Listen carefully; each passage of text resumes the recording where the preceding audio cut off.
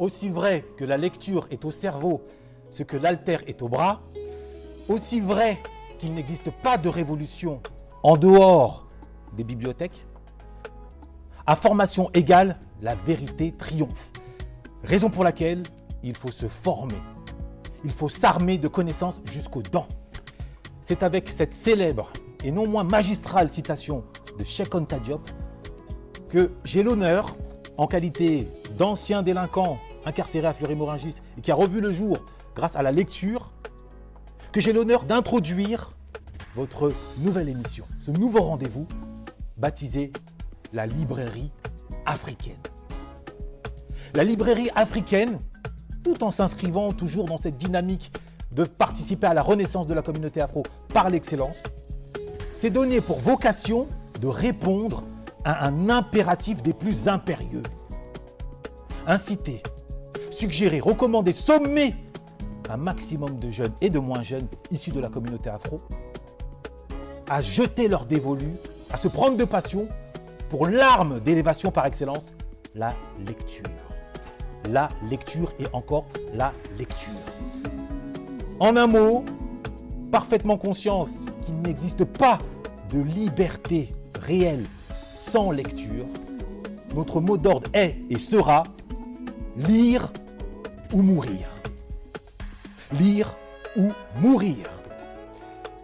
Et pour amener, pour dynamiser cette nouvelle aventure qui se voudra hebdomadaire, nous avons la chance d'avoir pour partenaire, et non des moindres, la librairie La Présence Africaine, une librairie que l'on ne présente plus, qui est bien plus qu'une librairie, qui est également une maison d'édition, qui s'inscrit dans l'histoire et qui nous offre un partenariat chaloupé. Et à mes côtés, vous allez voir, j'ai la chance d'être accompagné d'une équipe de choc, de charme et par-dessus tout, d'idées. Avec Mac Randy.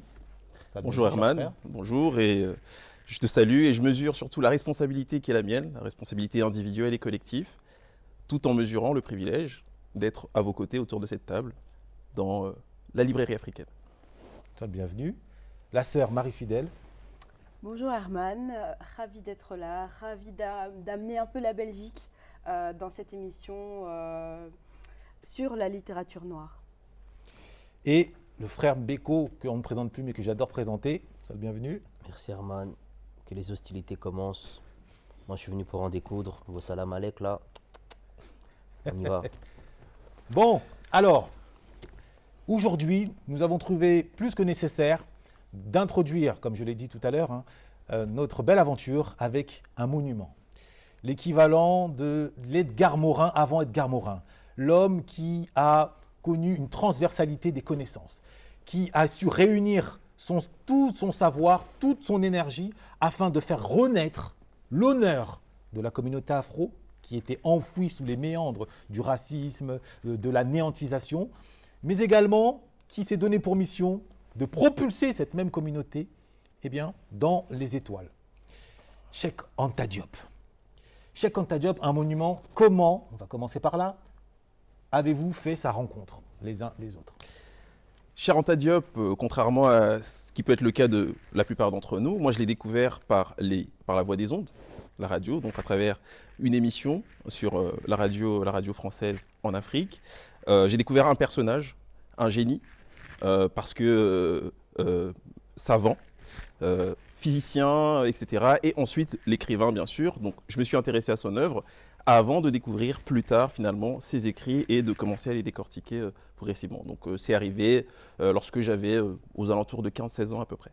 15-16 ans, ah 15-16 oui, ans. En pleine crise d'adolescence. Clairement. Très bien, merci. Personnellement, moi je n'avais pas entendu parler de Cheikh Anta Diop. En tout cas, j'en ai entendu parler très très récemment dans ma vie, on va dire, plus au milieu de ma vingtaine.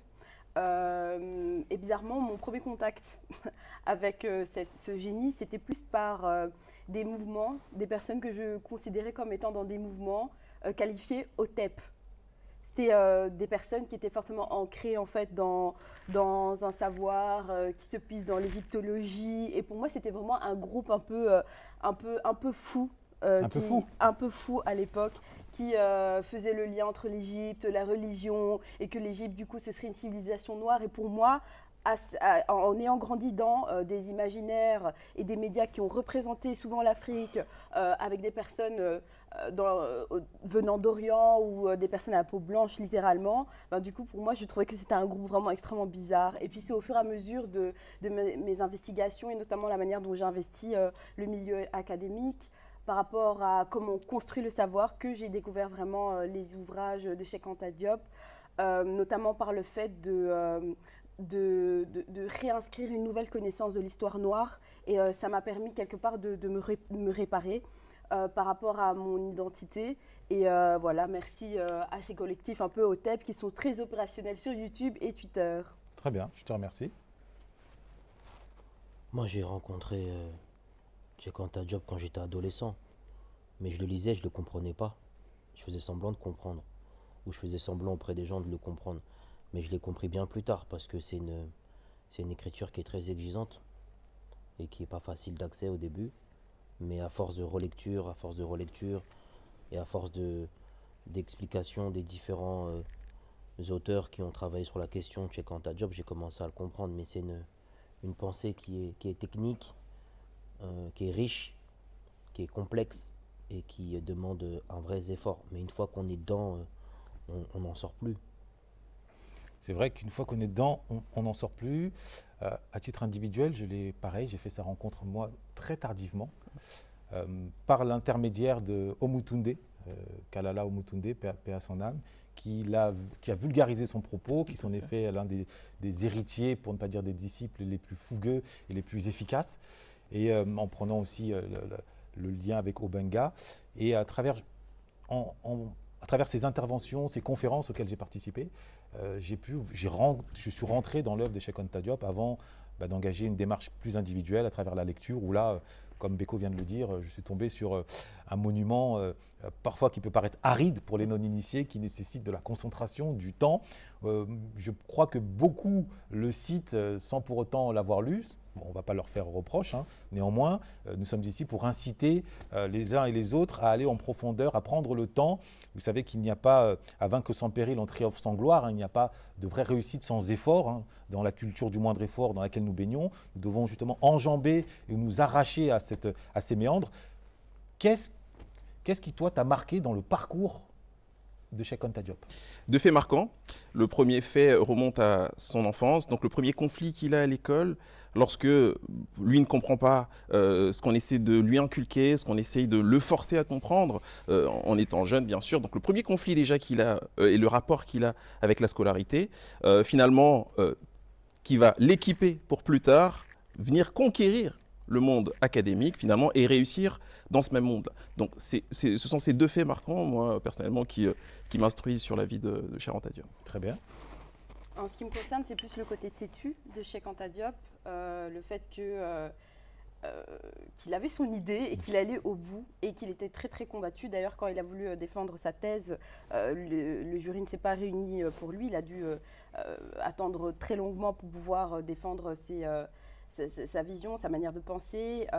Et donc du coup, moi, ça m'a vraiment marqué. Et aussi le caractère pluridisciplinaire de son œuvre, dans le sens qu'il était inscrit non seulement dans ce qu'on appelle les sciences exactes, mais aussi les sciences douces, les sciences sociales.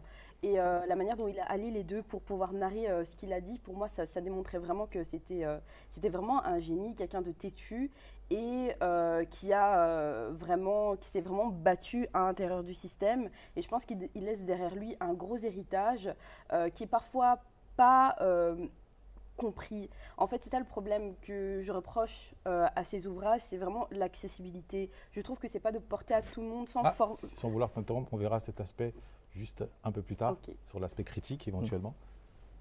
Mais merci pour ta réponse. Moi, je dirais que ce qui m'a marqué chez lui, c'est sa curiosité. C'est quelqu'un d'extrêmement curieux.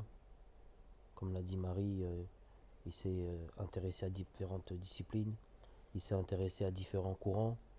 Donc il ne s'est pas contenté d'être dans sa tour d'ivoire, d'être que sur l'histoire, mais il a questionné aussi d'autres disciplines qui sont limitrophes.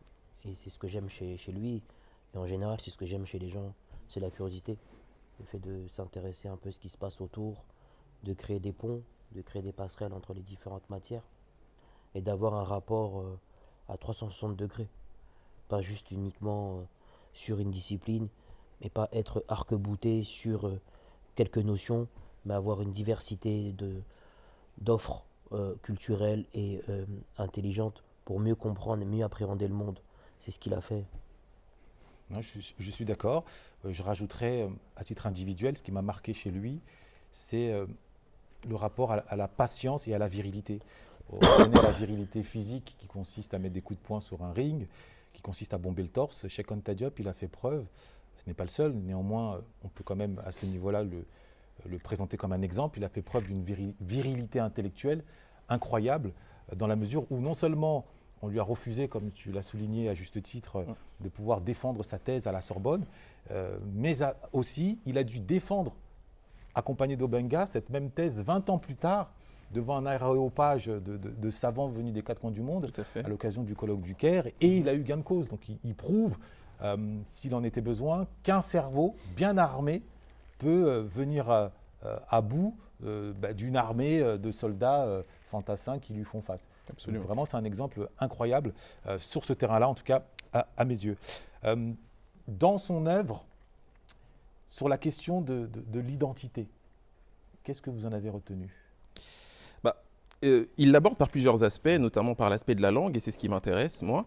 D'autant plus que dans son parcours scolaire, Cheikh Anta Diop, on lui apprend que les langues occidentales ont été au contact de la science, ont été éprouvées, etc. Alors que ces langues à lui, quand bien même, lui, parlant le Wolof, apprenant aussi l'arabe dans son enfance, et notamment à l'école coranique à laquelle il a été, il se questionnait pourquoi tout le savoir qui lui était fourni était uniquement dans les langues occidentales. Et donc on faisait passer cette langue pour la langue du savoir, la langue de la connaissance. Donc il a questionné, il a même, et on le verra certainement aussi, commencé des travaux, initié des travaux pour créer d'autres langues, des langues propres à nos cultures, à notre identité. Donc il a abordé la question de l'identité à travers notamment la langue, mais je vais aller plus loin. Le travail qu'il a fait sur l'égyptologie, et là-dessus, évidemment, les recherches qu'il a menées, et les amis autour de la table l'ont dit, les frères, c'est le travail... Et les frères et sœurs, autant pour moi, le travail scientifique, vraiment. Et il n'est pas resté dans sa tour d'ivoire, il est vraiment sorti et allé sur le terrain, affronter, y compris les experts dans ce domaine-là, et démonter leur théorie finalement, et leur démontrer de quelle manière allier la science et l'idéologie, parce qu'on ne va pas se mentir, il était très axé sur son idéologie aussi. Donc moi je relève ces éléments-là. Le lien entre l'identité et l'idéologie. Tout à fait. Je pense que Cheikh Anta Diop, c'est vraiment l'individu, le gars qui te fait comprendre que tu ne dois pas te laisser intimider par les autres, notamment par rapport à comment il a mis en avant son œuvre. Je pense qu'il convoque plus des questions plus profondes liées à l'identité, en convoquant l'histoire. Comment se constitue le récit national ? Comment se constitue le récit du continent africain ? Et grâce à sa contribution, il a refaçonné ça. Comment, en tant que personne noire, par exemple, grandissant en Occident, tu peux te projeter sainement avec une histoire qui commence qu'à la colonisation, qu'à la rencontre justement de ce colonisateur blanc. Il y a vraiment cette idée qu'avant ça, on n'existait pas. C'est encore une manière de nier notre humanité. Et je pense que justement, ce que Cheikh Anta Diop a fait, c'est réactiver cette humanité. Retrouver... il a permis à la communauté noire de pouvoir retrouver ce qu'ils sont, ce qu'il est et sa contribution. Et surtout, il a eu l'audace de placer la communauté noire au centre de la matrice de l'humanité. Et pour moi, ça, c'est l'une des plus grandes œuvres et c'est la plus grande difficulté, je pense, par rapport aux questions noires. On a cette sensation que ce sont toujours des questions très périphériques, très communautaires. D'ailleurs, il n'y a pas plus communautaire, à mes yeux, en tant que sociologue, que la communauté blanche, à mon avis. Et alors, du coup, pour moi, il a vraiment essayé de faire en sorte de placer la civilisation noire pour penser le monde. Et que cette contribution, non seulement elle profite à l'éclaircissement de notre vécu, de ce que l'on est, de notre histoire, mais aussi l'histoire de l'humanité. Très bien, je te remercie. C'est compliqué de passer après Mac et Marie, puisqu'ils ont été assez exhaustifs. Mais moi, ce qui m'intéresse dans l'œuvre de Cheikh Anta Diop, c'est qu'il a il a mis une bombe dans l'esprit des Noirs pour exploser les croyances limitantes. Il est arrivé en disant, en fait, à compétence égale, à savoir égal, c'est la vérité qui triomphe. Et c'est plus la couleur de peau, c'est plus la supériorité et la manière de voir que les Occidentaux ont imposé à toute l'humanité. Il disait souvent, pour beaucoup, la vérité sonne blanche. Et quand il est arrivé, il a dit que la vérité, c'est la vérité. Qu'elle soit blanche, noire ou arabe, peu importe d'où elle émane, si c'est quelque chose qui est vérifié et vérifiable, on prend. Et il arrivait en disant que tout le monde est capable de produire de l'intelligence, tout le monde est capable de produire du génie. Il en était l'incarnation, parce qu'il ne s'est pas contenté de le dire, il l'a incarné. Et ce qui est fort, c'est qu'il a permis à des milliers de personnes dont je fais partie d'être décomplexés sur le terrain de la réflexion, sur le terrain de l'analyse, sur le terrain des sciences, et de ne pas avoir de questionnement et de tergiversation existentielle en me demandant si je suis légitime ou pas. Il a fait sauter le complexe d'infériorité que nous avions, le larbinisme que nous traînions depuis fort longtemps, et le syndrome de l'imposteur. Moi, il me l'a enlevé, moi. Moi, en lisant Cheikh Anta Diop, j'ai commencé à me dire que non seulement j'étais capable, mais que j'étais légitime et que c'était nécessaire. Donc là-dessus, il a fait un travail considérable. J'irais même plus loin où il permet aussi d'être vraiment dans la sublimation de soi. D'ailleurs, même s'il a toutes ses contributions, il est encore très combattu dans le monde académique. Tant bien même, il a mis en avant justement le lien entre l'Égypte antique, la civilisation négro-africaine, d'accord. Il a vraiment appuyé sur une conception afrocentriste en fait, du monde, littéralement. Et comme si justement il avait... il cristallisait l'idée que vraiment l'Égypte antique, c'était que limite les Noirs. Et en fait, il y a beaucoup de gens qui questionnent justement cette réalité et qui ne... Et ça pousse à questionner justement le concept même de la culture, de la civilisation, la question du brassage. Et du coup, voilà son audace. C'est-à-dire que pour la communauté noire, je pense que c'est quelqu'un a dit ça, que les gens citent Cheikh Anta Diop sans vraiment même savoir ce qu'il dit. En tout cas, je pense qu'en tant que personne noire, ça nous arrange de penser que tout ce qu'il a dit, c'était totalement vrai. Pour pouvoir justement peut-être se reconnecter à l'Afrique, à notre africanité de manière à quelque chose de moins indigne en fait. Et d'être carrément dans la sublimation de soi. Mais je rebondis sur ton propos pour le résumer de façon un peu plus directe et brutale. En reprenant aussi la métaphore de la bombe et de l'explosion, Cheikh Anta Diop constitue véritablement un Big Bang identitaire à l'échelle internationale, dans la mesure où le monde, pas qu'occidental, le monde dit moderne, s'est bâti sur l'idée, sur la croyance, parfois formulée, parfois non, selon laquelle il existe une race maudite, sur le dos de laquelle ensuite tout doit se bâtir, la race afro, la malédiction de Cham, il y a énormément de théories là-dessus. Et Cheikh Anta Diop, à travers ses travaux, en rapportant la paternité du génie humain civilisationnel à l'Égypte antique, eh bien, a démontré que finalement, si le peuple afro est maudit, il est maudit par l'homme, mais sûrement pas par Dieu, si tant est qu'il existe. Et ça, à mon sens, c'est quelque chose qui est combattu, et pour cause, parce que ça renverse la table de toutes les croyances à ce jour qui existent encore, qui permettent encore aux uns et aux autres, aux quatre coins du monde, de bâtir des fortunes sur le dos. On pense au Congo notamment, les enfants de 12 ans au coltan, pour bâtir des portables que nous arborons. Donc vraiment, Cheikh Anta Diop, à ce niveau-là, c'est le révolutionnaire des révolutionnaires, ce qui m'a poussé à introduire mon propos autour de cela. Et il part d'un postulat simple. Comment expliquer que le monde occidental et donc le monde de la science et de la connaissance nous impose l'origine collective, l'origine commune de l'humanité par uniquement l'origine gréco-latine? Donc c'est là finalement qu'il va se distinguer en se disant, non, en ayant puisé dans les sources de chez nous, dans les sources de son pays notamment et des peuples afro, se disant, non, construisons une identité collective africaine, puisqu'elle existe. Je vais le démontrer, et c'est ce qu'il s'est attelé à faire, et il l'a fait avec brio. C'est vrai. Surtout, ce qui est intéressant, c'est qu'il prend des exemples. À un moment donné, il parle de Pythagore et Thalès. C'est-à-dire qu'il met en avant le fait qu'on leur prête la création de certains théorèmes, alors que ces théorèmes existaient avant eux. Ce qui veut dire que ces personnes ne peuvent pas inventer un théorème qui existait avant leur existence. Et il pointe à chaque fois l'ironie en expliquant que on a Pythagore qui a étudié en Égypte, qui a été formé par des Africains sur le territoire égyptien, Et du coup, tu ne peux pas dire que le berceau de l'humanité débute au niveau de la Grèce, alors que les personnes qui sont les éminents grecs, pour la plupart d'entre eux, ils ont été formés en Afrique. Et ça, tu ne le dis pas. C'est-à-dire que tu n'enseignes pas aux uns et aux autres à l'école que la plupart des personnalités fortes du monde grec ont été inspirées par ce qui se passait sur le continent africain. Et le fait de cacher cette information permet de maintenir dans la tête des Africains qu'ils n'ont rien généré de fort, rien généré de grand et de puissant. Et Cheikh Anta Diop et d'autres, hein, puisqu'il n'a pas le monopole sur ce terrain, il est venu casser cette idée reçue que l'histoire de l'humanité débuterait en Europe et qu'avant, il ne s'était rien passé de grand et de fort. Et surtout, casser dans la tête des Africains l'idée que l'histoire pour l'homme noir débute avec la colonisation, l'esclavage et les souffrances qui en découlent.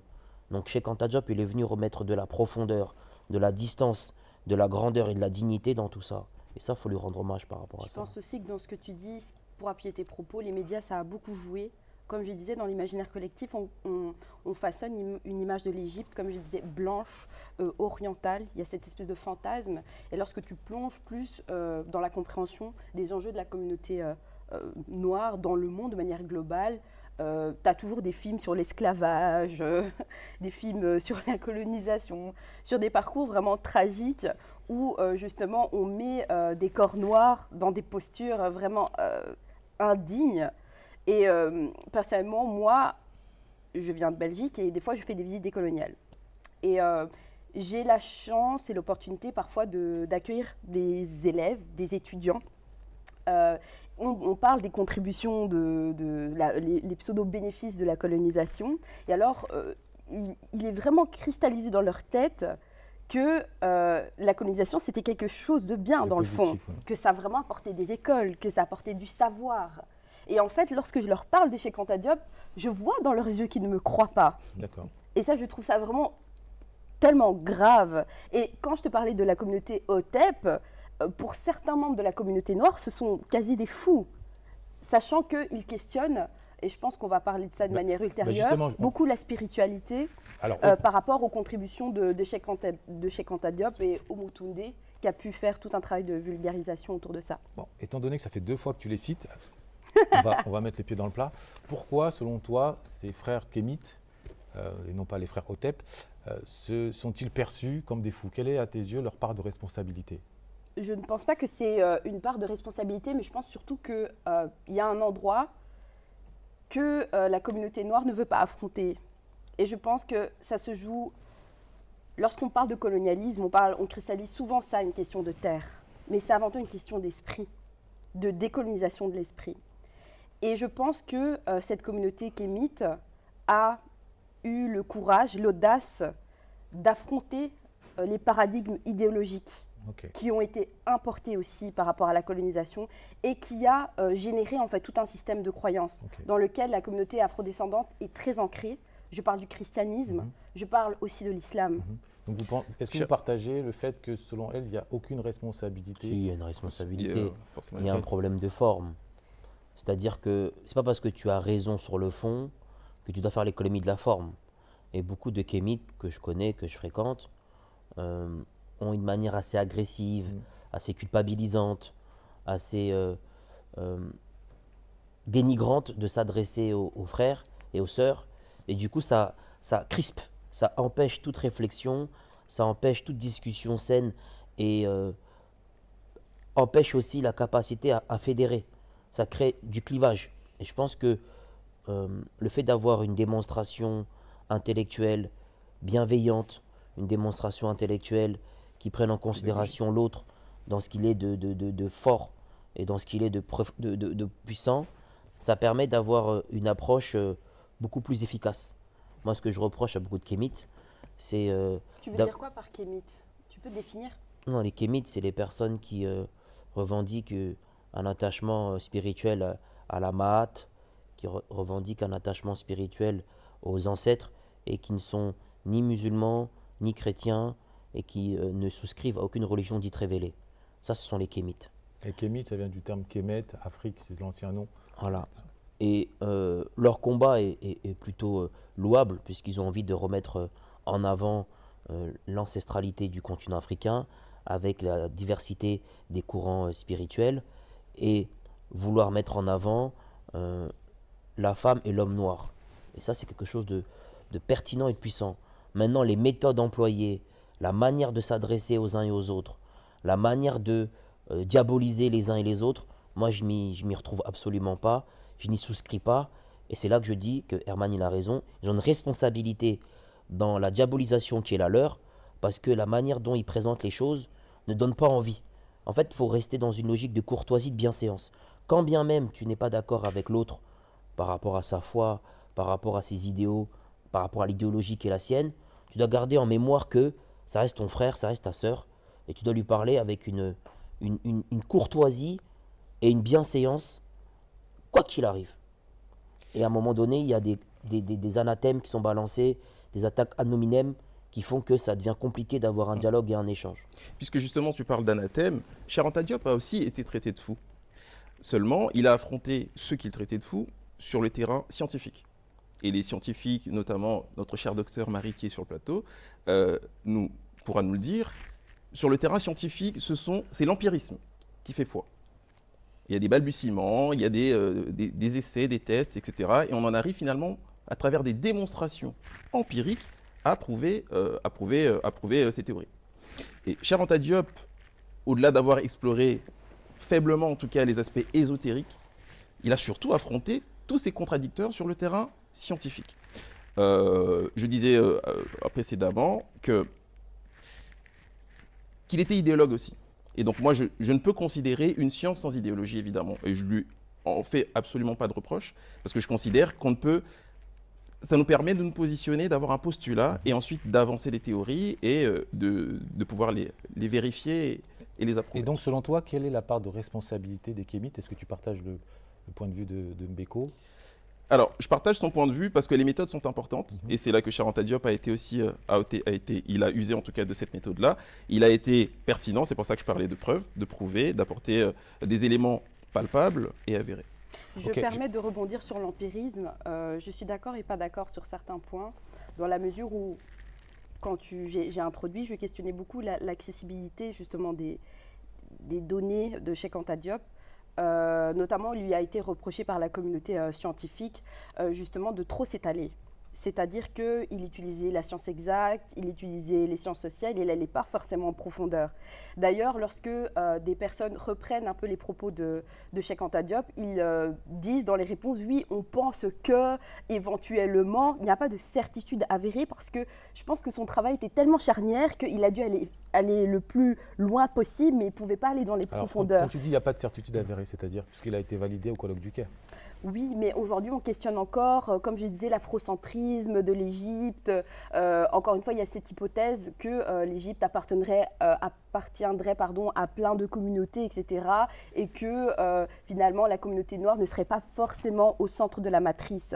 Ça, c'est quelque chose aujourd'hui, on ne peut pas dire oui, c'est totalement vrai ce qu'il a dit. Je pense que c'est à cet endroit-là et j'aimerais aller encore plus loin en termes d'accessibilité. Pour être sûr qu'on comprenne bien, mais pour être sûr qu'on comprenne bien. Est-ce que tu remets en cause la validation qu'il a obtenue au colloque du Caire? Ce que tu viens de dire? Moi, personnellement, non. Okay. Mais je mets donc on peut quand même être évidence... sûr qu'il a raison alors dans ce cas. Moi, je pense que oui, mais je pense surtout que ces ouvrages sont encore très combattus dans le monde académique. Et c'est pour ça que je mets ça en évidence. Okay. Et je pense que ça soulève plus des questions de fond par rapport à l'empirisme que tu viens de mettre en avant, notamment à travers le travail de toute la vulgarisation qu'a mis en place Umutunde. Personnellement, je suis quelqu'un de très curieuse. Bon, du coup, je pense que je suis aimée par la personne à côté de moi. Je suis quelqu'un de très curieuse et quand j'ai commencé à investiguer sur cette question, je suis désolée, ce n'est pas quelque chose d'accessible. Surtout lorsque j'ai commencé à ouvrir les vidéos de Umutunde. Ces vidéos, Dieu bénisse que l'univers bénisse son héritage, mais c'est des prises d'otages. C'est super long, super dur à comprendre, sans formation au préalable. Et du coup, surtout lorsqu'on a, pour une grande majorité de communautés afro-descendantes, baigné dans, dans des croyances chrétiennes, etc. C'est très dur à comprendre. Et je pense que c'est ce que je reproche, notamment à peut-être cette communauté kémite, qui est assez effervescente, je trouve, sur YouTube, parce que c'est tout. J'ai l'impression qu'ils ont développé là-bas tout un savoir périphérique, en fait, pour pouvoir avoir accès à ces connaissances. Et que pensez-vous, merci pour cet apport argumentatif des plus riches, que pensez-vous de cet autre reproche qui se base autour d'un adage africain selon lequel seuls tes actes prouvent qui étaient tes ancêtres. Or, jusqu'à preuve du contraire, on a rarement vu un Aliko Dangote kémite. On a rarement vu quelqu'un qui incarne justement la réussite pharaonique, que ce soit sur le plan institutionnel, académique, économique, kémite, au point où on leur reproche en quelque sorte de se réfugier derrière la grande figure de Cheikh Anta Diop pour masquer leur médiocrité. Qu'est-ce que vous en pensez? Non, il ne faut pas tout mélanger. C'est une question. Qu'est-ce que vous en pensez? En fait, il faut comprendre une chose. La notion de réussite, elle est propre à chacun. Pour certains, la réussite, elle est uniquement matérielle et financière. Et c'est sûr que si tu prends Aliko Dangote, c'est un modèle de réussite. Parce que sur les critères du capitalisme, il coche toutes les cases. Il est multimilliardaire, alors qu'il y a des gens autour de lui qui crèvent la dalle, ça ne le dérange pas. Il vit dans un pays où tu as beaucoup de gens qui sont même pas accès aux soins. Moi, être milliardaire dans un pays comme ça me dérangerait. Réussir dans cette condition, ça me dérangerait, tu vois. Donc chacun a des critères bien particuliers en termes de réussite. Moi, je connais des personnes qui sont des professeurs éminents, qui ont ouvert des écoles au Congo, en Angola, au Sénégal, et qui se réclament qui sont kémites et qui, pour eux, ont réussi. Parce qu'ils transmettent un savoir, ils transmettent un enseignement, ils permettent à des enfants d'avoir accès à la culture, ils permettent à des enfants de sortir de la pauvreté. Donc la réussite, je ne pense pas qu'on puisse l'apprendre de cette manière, parce qu'elle est propre à chacun. Il y en a qui auraient pu gagner beaucoup d'argent, mais qui n'ont pas voulu. Non, alors j'ai précisé, pas que financière, je parle de réussite au sens large, académique, économique. Oui, mais en fait, il y en a qui ont réussi, mais qui sont dans l'anonymat. Ok. Vous partagez ce point de vue? Mais en plus, c'est dur. Enfin, c'est plein qui dur sont de dans l'anonymat. réussir. Et surtout, le barème est haut, tu vois, par rapport à le cadre de comparaison. Et je pense que oui, effectivement, il y a des gens qui s'inscrivent dans des trajectoires de réussite incroyables, mais qui ne sont pas forcément si connus que ça. Et aussi, moi, ce qui me met mal à l'aise dans ta question, c'est que je pense que ça soulève des propos de fond autour de la Black Excellence. Et moi, c'est quelque chose qui me met extrêmement mal à l'aise parce qu'en tant qu'individu noir, j'ai l'impression que tu es contraint à être représentant chaque fois de ta communauté et devoir avoir la contrainte de t'inscrire systématiquement dans l'excellence. Pour moi, c'est quelque chose qui génère énormément de pression à énormément de jeunes de ma génération. Il ne faudrait pas faire la promotion de l'excellence? Oui, mais c'est pas qu'il ne faudrait éradiquer la promotion de l'excellence, il faudrait l'encourager bien évidemment, mais ça ne doit pas être la dictature de l'excellence. Ça, personnellement, je ne suis pas à l'aise avec ça. Ça veut dire quoi, dictature de l'excellence? Dans le sens que c'est un discours que l'on valorise souvent, finalement, qui personnellement, je le lis parfois des valeurs néolibérales. Souvent, on va statuer la Black Excellence de quelqu'un qui réussit ses entreprises sur le plan économique et pas forcément ses contributions sociales.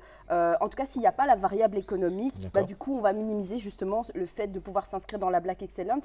Et surtout, en tant que personne noire, c'est juste la possibilité d'exister pour exister sans pour autant devoir s'inscrire dans des trajectoires incroyables et des success stories. Donc tu n'estimes pas qu'il existe aujourd'hui, à l'échelle de la communauté, une culture de la médiocrité qui s'ignore et qui contribue, pour beaucoup d'entre nous, à fortiori en Occident, à nous maintenir dans une faiblesse économique, institutionnelle et culturelle, et qu'à ce titre, peut-être que la promotion à outrance de la Black Excellence peut faire effet de thérapie de choc pour inciter au moins une minorité d'entre nous à se réveiller et à déployer leur plein potentiel? Pour moi, tant bien même la culture de la médiocrité, tu la mets en avant, pour moi, ce n'est pas forcément quelque chose qui se fait de manière consciente. C'est ce que je dis. On a différents types de capitaux, culturels, sociaux, économiques, et il y a certaines personnes qui sont entravées dans leur possibilité de pouvoir réussir.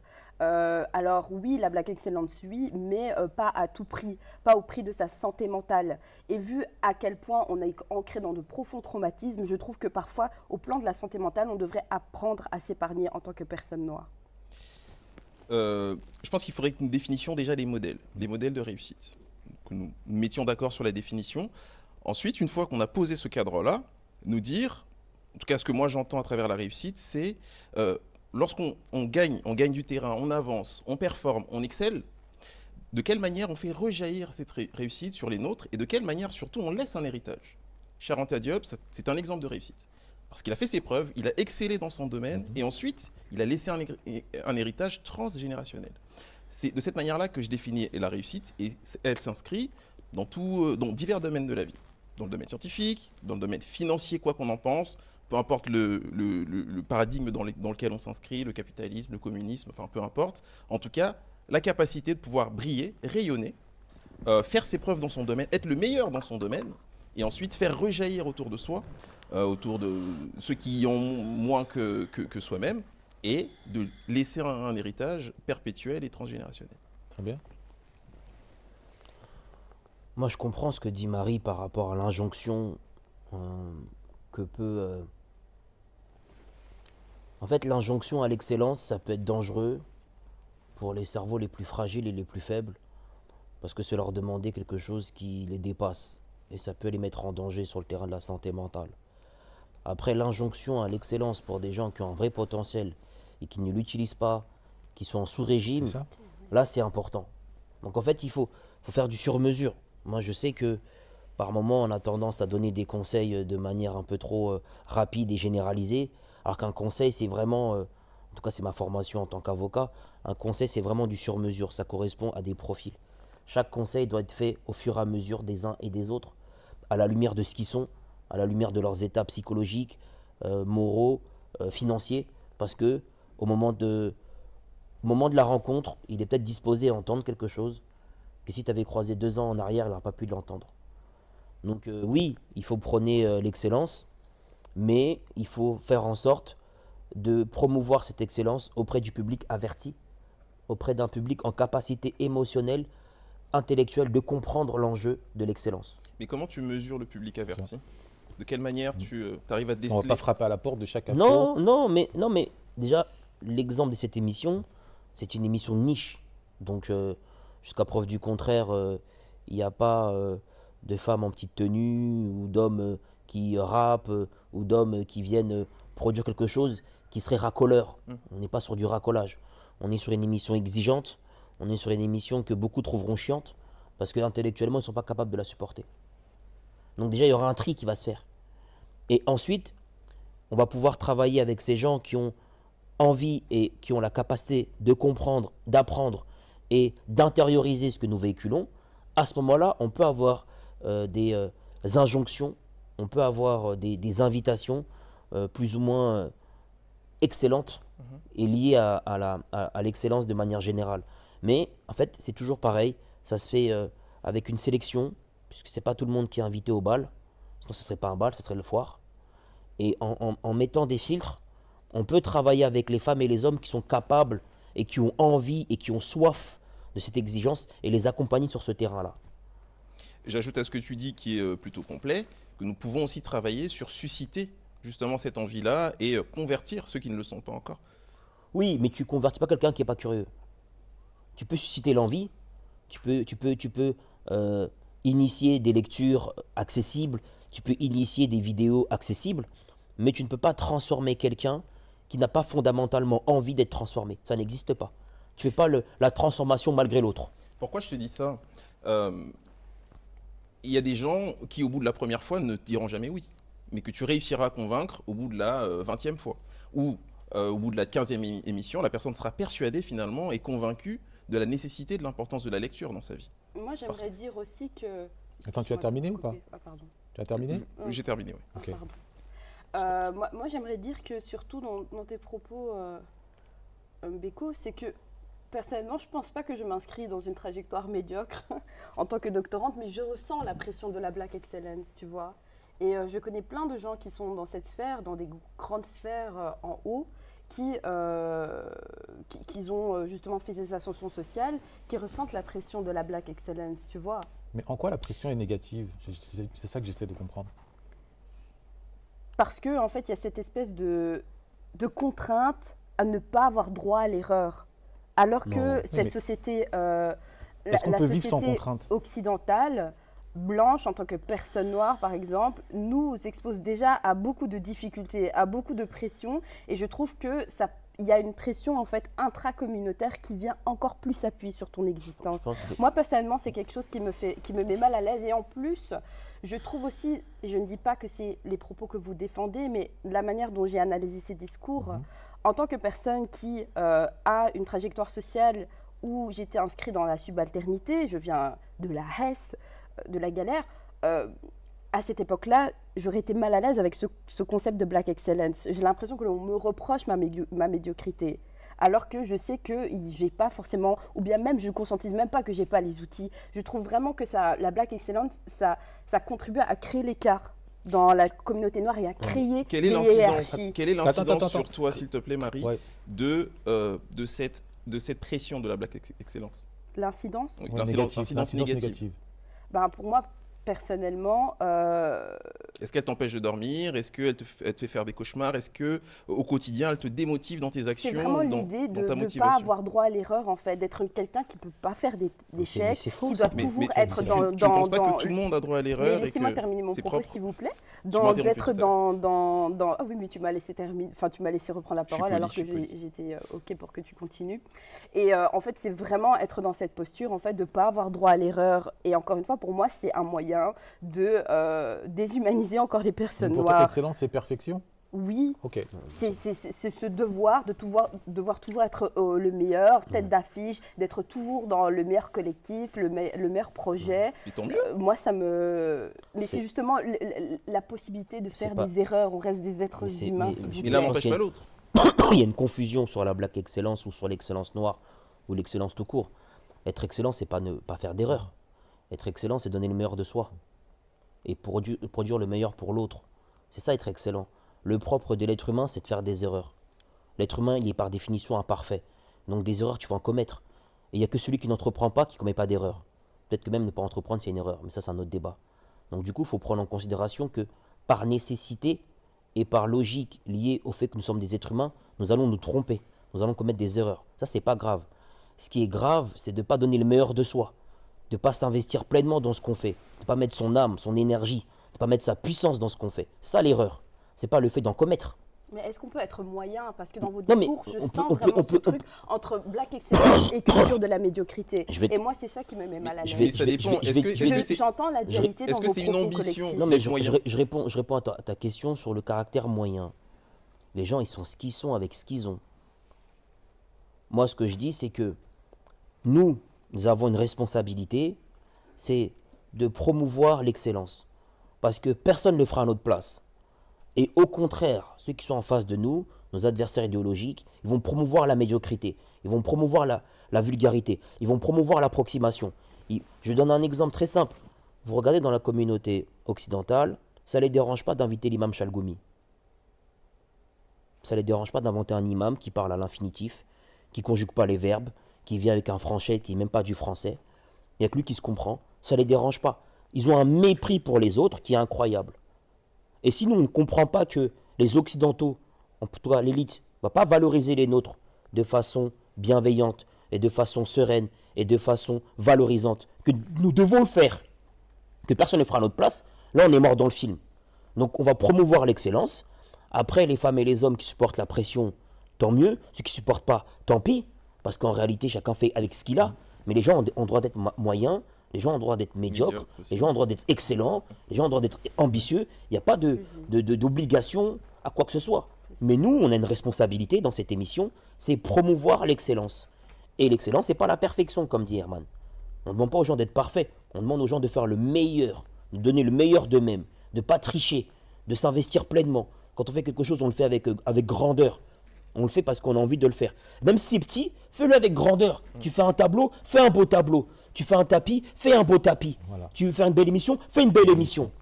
Après, on verra si t'es le meilleur, t'es pas le meilleur, ça c'est un autre débat. Au moment où t'as donné le meilleur de toi-même.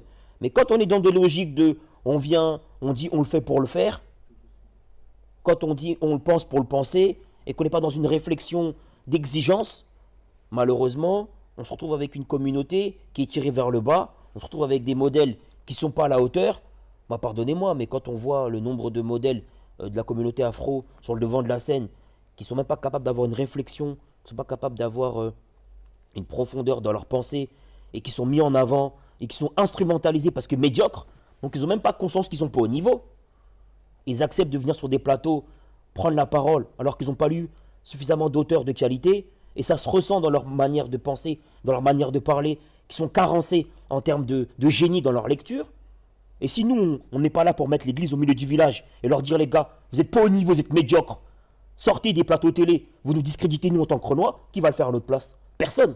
Donc c'est notre responsabilité de prôner l'excellence et de dire pourquoi on la prône. C'est pour renaître et c'est pour faire en sorte que les sacrifices de nos aïeux n'aient pas été vains. Et c'est indispensable de le faire. Et je vais plus loin, ça repose, et là je rebondis sur ton propos, sur l'acceptation d'une hiérarchie. Parce que tu as évoqué cette notion de hiérarchie, parce que je pense que le fond du problème, c'est l'acceptation ou la non-acceptation de la hiérarchie. Tout à fait.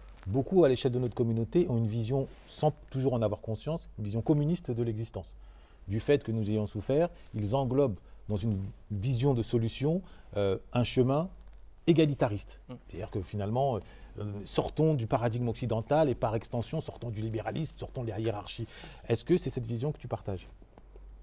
Entre autres, après, je pense que cette vision, elle n'est pas souvent consciente, elle n'est pas toujours consciente, mais je pense qu'elle est existante. Et encore une fois, ce n'est pas forcément des propos que je vous reproche à vous, mais c'est vrai que dans ce que j'ai entendu, j'ai l'impression qu'il y a vraiment ce discours qui relate une espèce de dualité entre culture de la médiocrité et la black excellence. Là, Mbeko a émis quelques subtilités avec lesquelles je suis totalement d'accord, mais de manière effective, je pense vraiment que si on ne tend pas toujours à mettre en avant ces subtilités, on peut encore plus créer le fossé. Et d'où l'importance pour des personnes comme nous, je trouve, de toujours être des mains tendues pour les autres, en fait, et de ne pas oublier d'où on vient, et de toujours tirer ces personnes et de ne pas monter seul. Pas que dans une idée philosophique, mais encore une fois, la personne qui est en haut, si toi tu es là, c'est toute la communauté qui est là avec toi. C'est plus dans cet esprit-là que je pense que voulais là, on est mettre ça en tous avant. d'accord. Hein. Mais par Exceller rapport à pour la hiérarchie. Voilà, il y a la hiérarchie, la question de la hiérarchie. La hiérarchie implique le rapport de force. Et le rapport de force est vital. Il est nécessaire.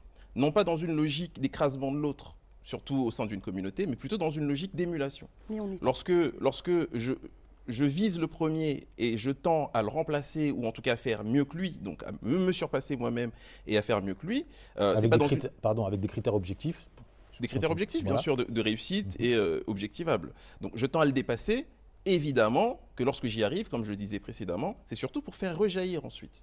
Donc je n'y vais pas seul. J'arrive au sommet, mais pas pour rester au sommet tout seul, pour y faire venir certains.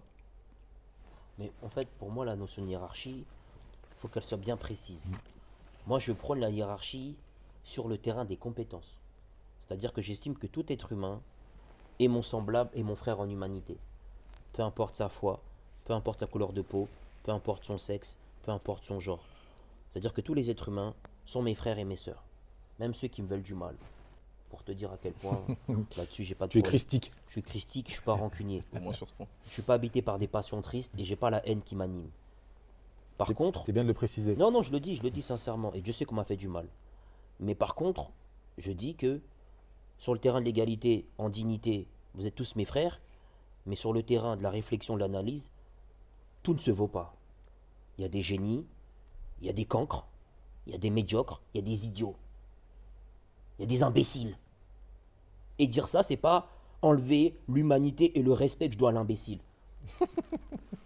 Mais dire qu'il ne réfléchit pas, dire que son cerveau est en off et que manifestement il a renoncé à la réflexion, Ouais. c'est pas lui enlever son humanité, c'est pas lui enlever sa dignité. C'est juste dire, poto, là tu réfléchis pas. Ma sœur, là tu réfléchis pas. C'est comme quand tu dis par exemple que il ou elle a un corps famélique, tu regardes qu'il va pas à la salle de sport pour entretenir son corps, c'est pas l'injurier, c'est faire une constatation physique que il ou elle ne s'entretient pas physiquement. C'est pas une injure. Oui. Dresser un constat, c'est pas injurier. Par contre, quand tu viens et que tu rabaisses l'autre, que tu l'humilies et que tu veux le renvoyer en dehors de l'humanité, le mettre plus bas que terre, là je suis contre. Mais précisément, est-ce que notre époque ne nous éloigne pas ou limite rend impossible cette démarche de transmission par parfois le reproche constructif dans la mesure où tout ce Par exemple, si tu reproches à une tierce personne de manquer de réflexion, de faire preuve d'imbécilité, plutôt que d'y voir le caractère objectif, de réaliser que peut-être elle doit s'inspirer des ouvrages que tu vas lui recommander, elle va répondre en fonction de son émotion. C'est-à-dire que la culture de l'émotivité enferme celui qui subit. Mais c'est pour ça que pour moi, il y a un timing. Je m'explique. Moi, j'ai des détenus qui ont pris des grosses peines, que je côtoie régulièrement, que j'accompagne en tant qu'avocat. Et j'ai des détenus qui, parfois, me disent, maître, conseillez-moi un livre.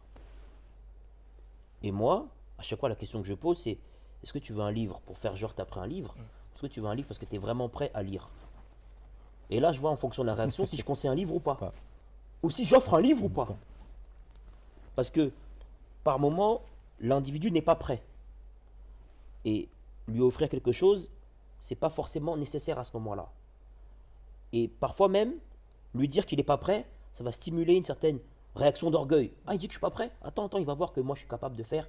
Et après la discussion suivante, là, il manifeste un réel désir en disant, maître, je suis prêt. Qu'est-ce que vous me conseillez comme livre? Je dis, vous êtes sûr de vous? Vous êtes sûr de vous? Vous voulez sortir de l'ignorance, de la bêtise ambiante dans laquelle vous avez grandi? Vous voulez vraiment travailler? Ok, à ce moment-là, il faut faire ça. Et avec la volonté de l'autre, la curiosité de l'autre, on peut produire de la réflexion. On peut avoir un dialogue.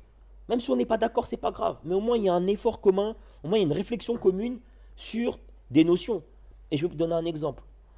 Moi, j'avais un client qui était pour la peine de mort.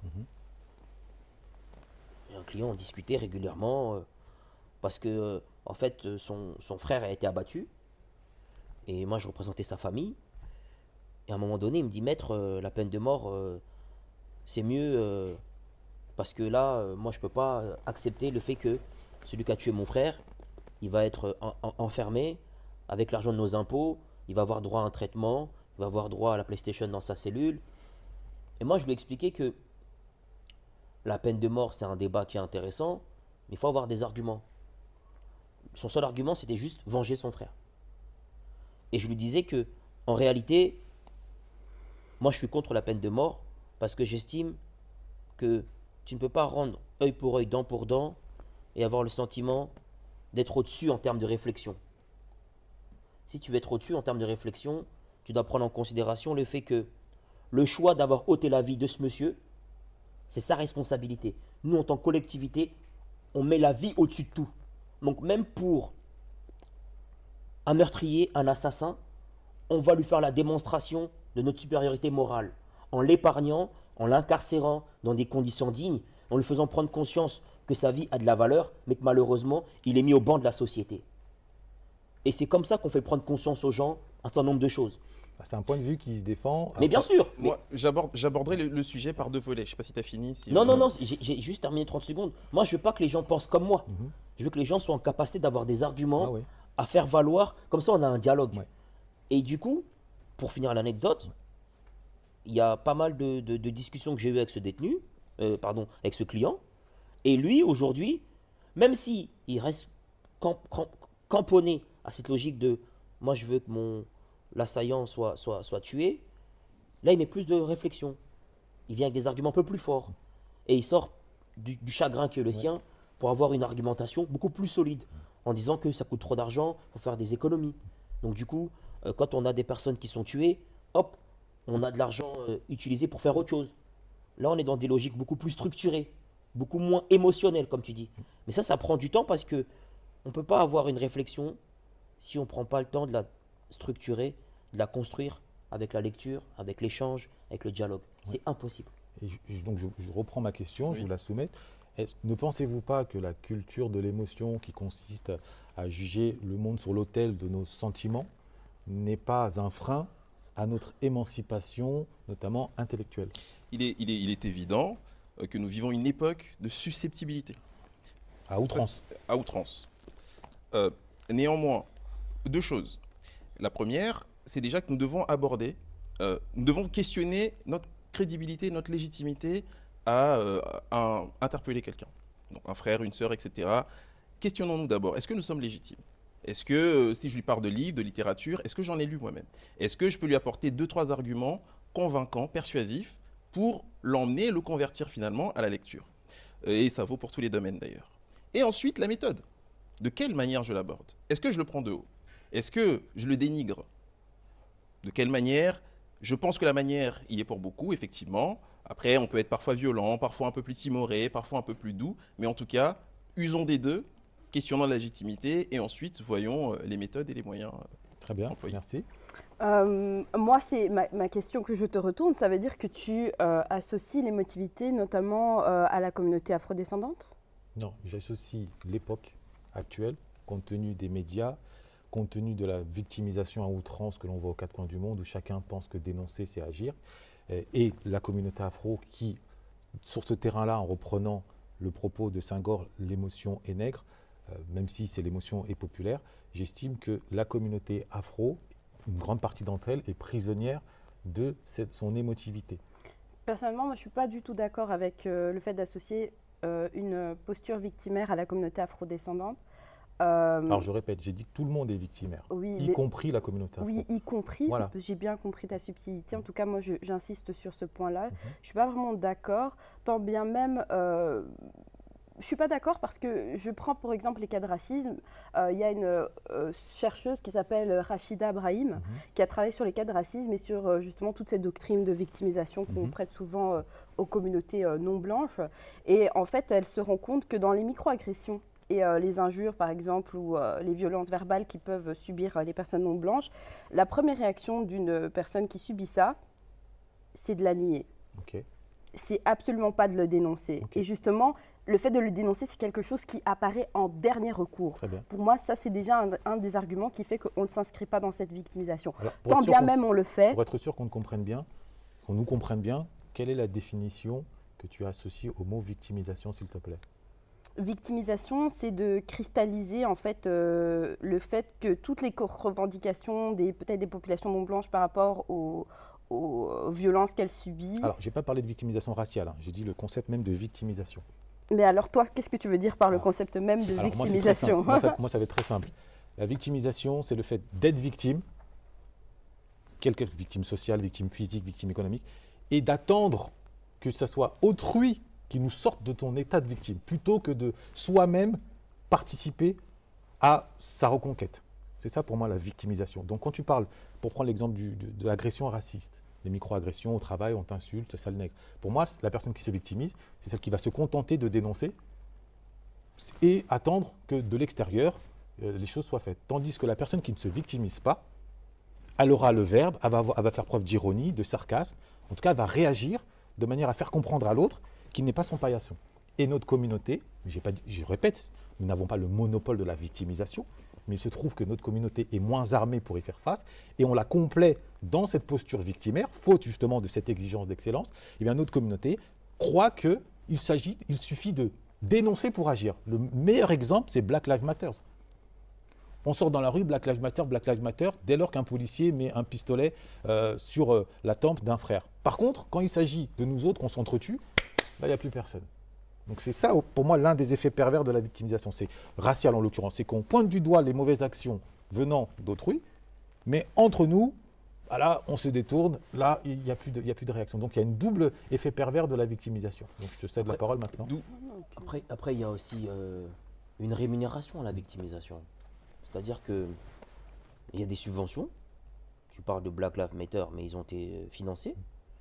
Le fait que des Noirs se plaignent du racisme et se plaignent des violences policières leur a permis de gagner de l'argent, de dégager de l'argent, des sommes astronomiques. Donc il y a une rémunération à la pleurniche. Après, il y a une réalité aussi, c'est que les Occidentaux aiment ça, ça les flatte. Ça les flatte d'avoir des femmes et des hommes qui viennent leur quémander respect, considération et amour. Parce que beaucoup d'hommes noirs, de femmes noires demandent l'amour des Occidentaux. Moi, je ne suis pas dans un rapport d'amour, je suis dans un rapport de respect. Et le respect s'impose par ta compétence.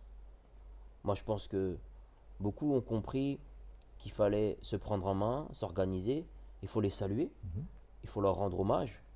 Mais beaucoup n'ont pas encore compris que aller faire une manifestation pour rentrer dans une boîte de nuit ou faire du boucan parce qu'on a été éconduit d'une boîte d'intérim pour des raisons raciales. Ça, c'est malheureusement vecteur d'une faiblesse et vecteur d'une incompréhension des enjeux. En fait, le patron qui manifeste du racisme à ton endroit, c'est pas parce que tu vas le dénoncer qu'il va avoir de la considération pour toi. C'est pas comme ça que ça se passe. Il en a pas, il en a pas. Et c'est pas une condamnation en justice qui fait qu'il va avoir de la considération. Prenez l'exemple d'Éric Zemmour, il a été condamné. Vous avez le sentiment qu'il est plus respectueux à l'endroit des Arabes et des Noirs? Vous avez le sentiment qu'il est plus respectueux à l'endroit des musulmans, malgré les condamnations? Ça serait si une condamnation, ça change quelqu'un. Je suis bien passé pour le savoir, je suis avocat. Régulièrement, j'ai en face de moi des gens qui sont condamnés. Ça change rien. Le seul moyen de changer une personne, c'est la bonne foi en fond d'elle. Quand on a une bonne foi et quand on a de l'humilité, là, à ce moment, il peut y avoir un changement. Parce qu'on peut avoir un dialogue, parce qu'on peut avoir une réflexion et on peut avoir un pas qui est fait l'un envers l'autre. Mais quand il n'y a pas tout ça, c'est pas possible. Mais c'est confortable, je finis juste mon raisonnement, c'est confortable la victimisation. Pour des raisons financières et pour des raisons intellectuelles. Ça ne demande pas d'effort.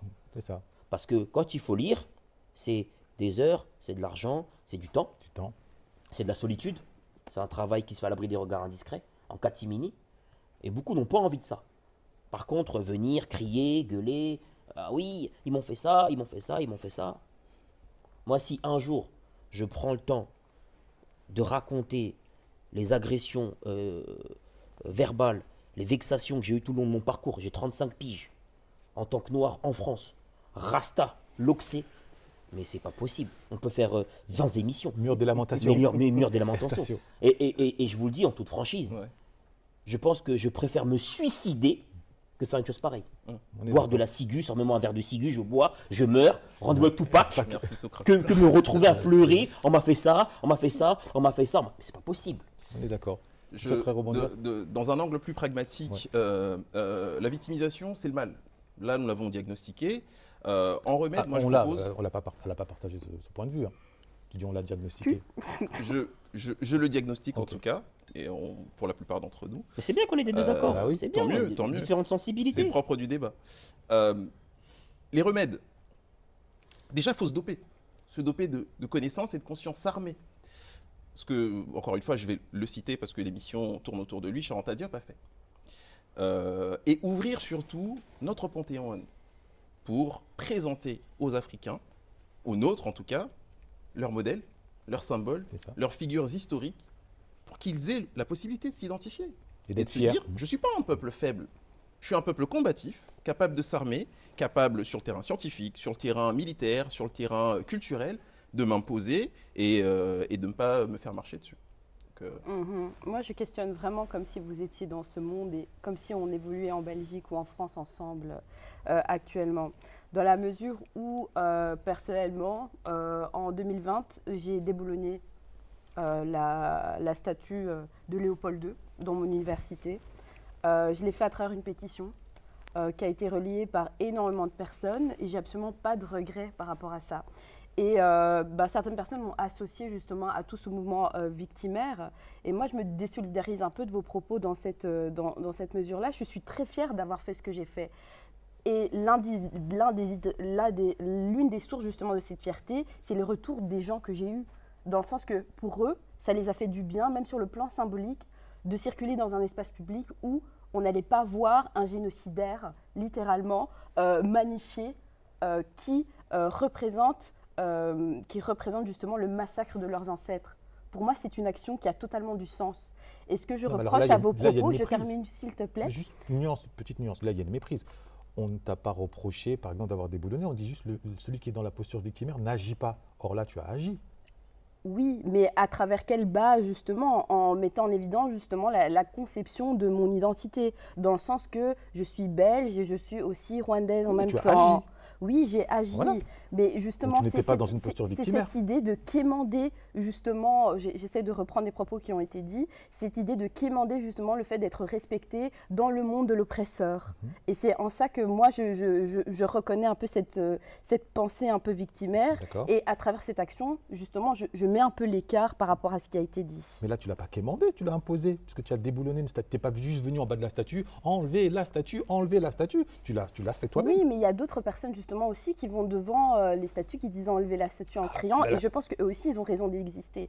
Et c'est ce que je reproche à ce qui est dit ici. On valorise certaines actions et pas d'autres, comme si justement le démantèlement d'un système ne pouvait pas se faire à travers toutes les portes d'entrée. Toutes les portes d'entrée sont intéressantes, tant bien même ça fait avancer la cause, même si c'est un petit pas, ça vaut le coup. C'est ce que je veux vraiment défendre dans mon idée. Mais moi, mon propos est le suivant. Libres sont les frères et les sœurs qui veulent démonter, déboulonner des statues. Moi, j'ai pas de problème avec ça. Et rebaptiser des rues. Ils veulent rebaptiser des rues, ils ont le droit. Ça, c'est leur liberté la plus absolue. Je n'ai rien à redire là-dessus. Ce que je dis, ce que je dénonce, c'est les frères et les sœurs qui vont dénoncer des faits de racisme qu'ils ont pu vivre et qu'ils ont vécu dans leur chair, dans leur sang, sans être force de proposition, sans être force d'action. C'est ça. Moi, ce qui me dérange, c'est pas le fait que tu dises j'ai été victime de racisme parce que ce physio à l'entrée de la boîte de nuit m'a éconduit. C'est pas ça qui me dérange. Ce qui me dérange, c'est que tu crées pas ta propre boîte de nuit. Mais dénoncer, c'est déjà une action. Non, mais pour chacun moi. fait. Non, mais il y en a, c'est un sport. C'est intéressant. Ils ont des subventions. Attends, dénoncer, c'est une action. Dénoncer, Ça c'est agir. demande du Non, mais- courage. Qui est heureux de dire j'ai été victime de racisme Non, mais et c'est trop chouette? ça, C'est difficile. Pour moi, le courage, je le mets pas là. Mais après, chacun le met où il veut. Mais il y en a, ils ont fait carrière pendant 20 ans, 30 ans en France. Ils ont dénoncé beaucoup de choses. Quand tu fais le bilan de ce qu'ils ont créé en termes d'institutions, en termes d'héritage, ils ne peuvent pas s'asseoir à cette table. Donc chacun fait son sport. Attends, peut-être qu'elle a un exemple, un contre. Est-ce que tu as une personne qui a dénoncé et dont la dénonciation a eu un effet positif en termes d'action, en termes d'amélioration? Je pense Attends.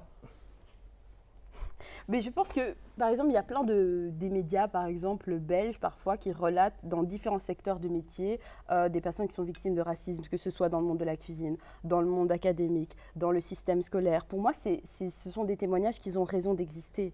Parce qu'elles permettent justement de montrer l'infiltration du système et de montrer que la matérialité et la réalité justement du racisme, elle se déploie à tous les endroits. Pour moi, ce sont des témoignages qui valent les conséquences, vraiment pardon de t'interrompre. le détour. Moi, est-ce que tu as l'exemple d'une personne issue de la communauté afro qui s'est livrée à la dénonciation et dont la dénonciation a eu un effet positif en termes d'action, en termes de réussite, en termes d'émancipation? Mais le problème, c'est que dans la question que tu dis, c'est que est-ce qu'on peut citer peut-être les personnes justement qui bâtissent leur carrière sur ce que vous dites, le fait de dénoncer à chaque fois du racisme et de rien faire d'autre? SOS Racisme, il y a 1000 personnes. SOS Racisme.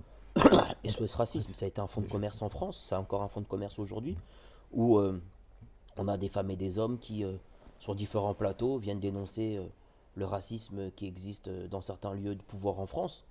Mais quand tu regardes SOS Racisme, qu'est-ce qu'ils ont créé pour permettre aux Maghrébins et aux Noirs qui disent représenter pour s'en sortir? Qu'est-ce qu'ils ont mis comme outil institutionnel? Qu'est-ce qu'ils ont créé comme école, comme centre de formation, comme médias pour permettre aux personnes qui sont victimes de l'invisibilisation qui dénoncent de plus en être? Mais pour moi, je pense Ce que j'entends dans le propos de Marie. Non, mais en fait, là, on rentre dans le vif du sujet. Oui. C'est-à-dire qu'on a des gens qui ont dénoncé le racisme vécu par les Arabes et les Noirs. Pendant 20 ans, 30 ans, 40 ans, touche pas à mon pote. Concrètement, qu'est-ce qu'ils ont mis en place en termes d'institutions pour améliorer la vie des Arabes et des Noirs? Ce que j'entends dans le propos de Marie, ce à quoi je me raccroche, moi, c'est la pluralité dans la lutte et les différentes étapes, le processus. Il y a un groupe de personnes dont la force se limitera et s'arrêtera uniquement à la dénonciation. Et c'est déjà très bien dans une lutte. En quoi c'est bien? Ensuite, c'est pour ça que je pose la question. En quoi dénoncer, alors, c'est bien? Dénoncer. Moi, je crois fortement en la capacité de faire avancer les mentalités. En dénonçant des choses, déjà, on les expose sur la place publique. Est-ce que On tu as fait un prendre exemple? conscience. As-tu un exemple, s'il te plaît? Oui, commençons déjà par le racisme. Le racisme, la présence, tiens, alors, Parlons de l'influence de la France. Je vois en qu'on a Afrique. du mal avec les exemples aujourd'hui. Moi, je veux un exemple. Un exemple. Mais j'essaie de t'en trouver un. J'essaye de t'en trouver un. Bien sûr que j'essaie d'en trouver un. Donc, tu n'en avais pas un avant. La présence de la France en Afrique, par exemple. Là, Elle a été la présence de la France en Afrique. ok.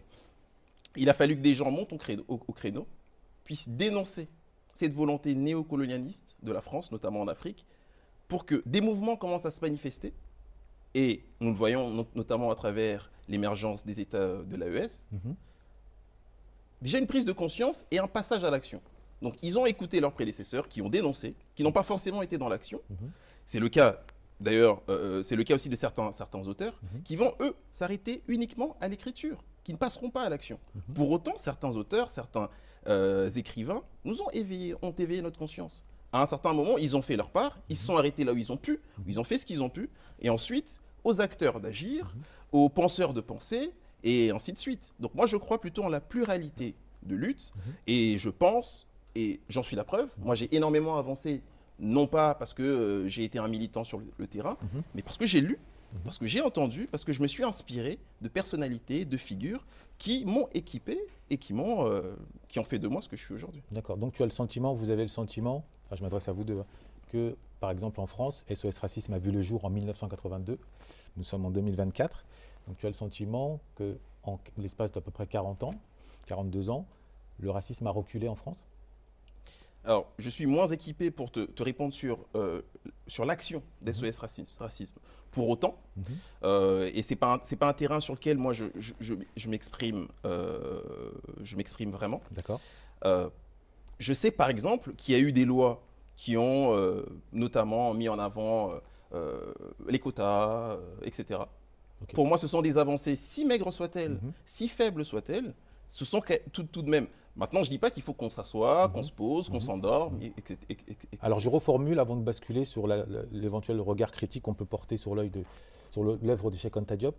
Ne pensez-vous pas que la culture de la dénonciation maintient celui qui s'y livre éloigné de la culture de l'excellence? Le temps que l'on passe à dénoncer, c'est le temps que l'on ne passe pas à exceller. Mais forcément, on a 24 heures dans une journée. Tu as 8 heures pour dormir, tu as 8 heures pour passer du temps avec les tiens, 8 heures pour travailler. Quand tu consacres du temps, d'énergie pour dénoncer, pour accuser, pointer du doigt tel employeur, telle boîte de nuit, tel restaurateur, parce que les anecdotes Voire même elles sont tel nombreuses. pays à Tel l'étranger. pays. C'est un temps en moins pour te structurer intellectuellement. C'est un temps en moins pour monter ta propre boîte. C'est un temps en moins pour t'organiser avec tes frères et sœurs et pour devenir une force de proposition, pour incarner ça. En fait, il faut choisir. Moi, pourquoi j'ai renoncé à la pleurniche? Parce que je préfère construire avec mes propres moyens et réfléchir à il y a un problème au niveau du restaurant, comment on peut monter un restaurant? Comme ça, on sera chez nous et il n'y aura pas de racisme. Parce que nous, on fera rentrer les Blancs, les Noirs, les Arabes, les Chinois, les homosexuels, tout le monde pourra rentrer chez nous. Donc on va faire preuve d'humanité quand eux, ils n'ont pas d'humanité. Mais allez leur demander, s'il vous plaît, laissez-nous rentrer. Pourquoi vous ne nous avez pas laissé rentrer? On est bien habillés, on est des Noirs. C'est ce qu'ils font ici en France, frérot. Tu t'en rends pas compte? C'est ce qu'ils font ici en France. Quand ils disent, oui, ce restaurateur est un raciste, c'est que tu voulais rentrer dans son restaurant. Crée ton restaurant, prends un espace, travaille avec des frères et des sœurs. Comme si tu disais, t'es triste, ben arrête. T'es en dépression, ben arrête. Tu vois, j'ai l'impression qu'il y a des personnes qui vivent des violences et puis en réponse, tu demandes des efforts super difficiles à mettre en place à l'instant T. Le fait de dénoncer, c'est justement, j'y viens, le fait de dénoncer, c'est important de mettre en avant le pouvoir de la parole. Mais je te dis la pas, parole, justement, ça permet justement de créer des coalitions à travers les personnes et mais ma justement sœur, de pouvoir s'apaiser. si tu veux aller devant le restaurant et te plaindre du restaurateur raciste qui t'a pas laissé rentrer, vas-y, va devant le restaurant, prends une pancarte, fais ce que tu as à faire. Moi, je crée un restaurant, j'ai le droit. Est-ce que tu considères que ça, c'est de la dénonciation? C'est de la macaquerie, frère. C'est de la santé mentale, tête de ma mère, écoute-moi bien. Une femme, un homme, devant un restaurant qui demande à rentrer, alors que c'est des enfants de péripapéticiennes à l'intérieur qui ne te laissent pas rentrer, on est malade. Mais tu as bien compris que crée ton restaurant. C'était pas ça le propos. Hein. Mais c'est ça le Moi, c'est de ça qu'on parle. Oui, non, mais, depuis le début. D'accord. Mais c'est qu'on a des frères et des sœurs qui veulent rentrer dans des restaurants qui ne sont pas pour eux. Ça, moi, je le classe dans le rang de la victimisation. Je te parle de dénonciation. La dénonciation, c'est pas la même chose du tout. Je dénonce et je l'inscris, comme je l'ai dit, dans un cadre pluriel. où il y a des gens qui dénoncent et d'autres qui passent à l'action Alors, parce ceux qui- qu'ayant ceux qui écouté se contentent de ceux dénoncer. qui ont. Là, on parle de Mais on parle de ceux qui se contentent de dénoncer, Alors, c'est les champions. Ceux qui se contentent de dénoncer, je Parole. les distingue de ceux qui se victimisent, qui pleurnichent. Moi, je peux prendre Celui qui pleure, Ouais. donc le cas que Mbeko cite, c'est des gens qui viennent pleurer devant la boîte de nuit. Et Cela ne m'intéresse pas. Mais ils sont nombreux Ouais. chez nous. Certes, ils sont nombreux. certes. Pourquoi? Mais en fait, le problème. Attends, Oui. avant même d'aller plus loin, Oui. pourquoi on a autant de retard par rapport à d'autres communautés? Parce qu'ils sont nombreux, les gens comme ça chez nous. Parce que personne n'en parle comme on leur parle là. Oui. En leur disant arrête de vouloir rentrer dans un restaurant où tu as quelqu'un qui ne t'aime pas pour ce que tu es. Crée ton propre espace. Entreprends. Prends-toi en main. Comment N'attends pas l'autre. La C'est des démarche- injonctions. Moi, la- en fait, les oui. injonctions, c'est quoi? C'est ne force pas l'amour. Oui, je suis entièrement d'accord avec toi. Force le Prends-toi en respect main. plutôt. Sois digne. Force le respect par tes initiatives. Pense à tout sans l'ouverture. Pense à Malcolm X. Sois digne. Si à un Entièrement. moment donné, tu n'es pas capable de faire ça, te plains pas. Assume. La démarche qui m'intéresse, moi, c'est que je dénonce et j'agis Bah, ensuite. dénonce si tu veux. Ah non, je dénonce et j'agis J'ai ensuite. pas le temps de dénoncer Parce ces que- gens. Tu leur fais de la pub en plus. Donc, et Vous je te savez, dis pas, que moi Pour rebondir j'appartiens sur à cette l'anecdote du catégorie. restaurant, Oui. vous savez qu'ils ont été pleins après, grâce à ces macaques là. Ça a fait une pub. Vous vous rendez compte? Parce qu'en fait, comme on est dans des logiques de mais non, il faut pas les brusquer, il faut pas pointer du doigt ce qu'ils font. Le fait que tu dénonces ces gens-là, mais tu remplis leur agenda pendant 6 mois, 1 an. Au lieu de faire de la pub pour les tiens, tu fais de la pub pour les autres. Parce que ce qu'on ne Parce veut que ton pas. cerveau n'est pas branché. De deux, ce qu'on ne veut pas comprendre aussi, c'est que de l'autre côté, on ne voit pas la communauté Ah, je afro. m'énerve, je vais pas m'énerver, je vais faire une émission cool, je m'énerve.